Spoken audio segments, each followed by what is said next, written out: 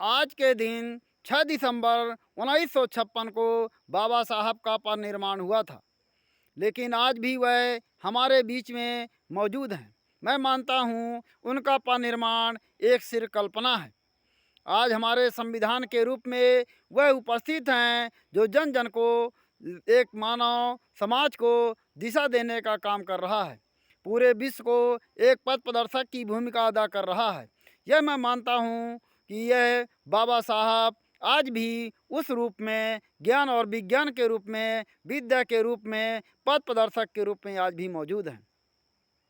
पर जो दबा कुचला समाज है, आज तक उनके उस शिक्षा का उपयोग नहीं कर पाया, आज भी वहीं खड़ा हुआ है। उसका एक ही कारण है कि बाबा साहब के वचनों को अपने जीवन में उतारने का काम नहीं किया है। शिक्षित बनना, संगठित रहना, संघर्ष करना, लेकिन हमने अभी जीवन में पहला पद ही पूरा नहीं किया। शिक्षित बनना और शिक्षा ग्रहण करना दोनों में अंतर है। हम सभी शिक्षा ग्रहण करने में लगे हुए हैं, एक एक, दो दो, तीन तीन विषयों में पीएचडी करने में लगे हुए हैं, पर वास्तविकता शिक्षा द्वारा समझ विकसित करने में नहीं लगे रहे कि जिसके द्वारा हम अपने कर्म को सुधार सकें।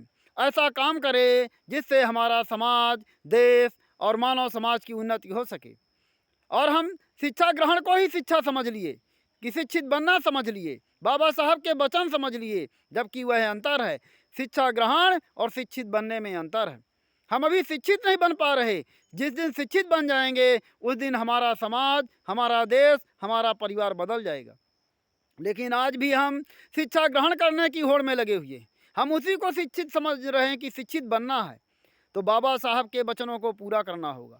और बाबा साहब के विचार अपने आप थिंकिंग करिए, अपने आप सोचिए कि बाबा साहब ने कब ऐसा शब्द बोला, कब ऐसी का प्रयोग किया, कब ऐसे शब्दों का प्रयोग किया समाज के बीच में कि जब किसी को पीड़ा हुई हो। हम ऐसे शब्दों के द्वारा समाज को विच्छेदित करते रहते हैं, पीड़ित करते रहते हैं, और हम अपने पथ से भटकते रहते हैं। हम अपने मूल भावना की ओर नहीं जा पाते हैं, मूल उद्देश्य की ओर नहीं जा पाते हैं। उसका एक ही रीज़न है कि हम अपने वाणी का सदुपयोग नहीं करते हैं, हम अपने ज्ञान का सदुपयोग नहीं करते हैं। सबसे पहले हमें वाणी का सदुपयोग करना सीखना होगा। बुद्ध का तीसरा पद है, अष्टांगिक मार्ग में तीसरा पद है। पहला तो सम्यक दृष्टि है और सम्यक संकल्प है, जो कर्म नहीं है। पहला कर्म बुद्ध का आता है सम्यक वाणी, मतलब सबसे पहले आपका कर्म वाणी सही होनी चाहिए।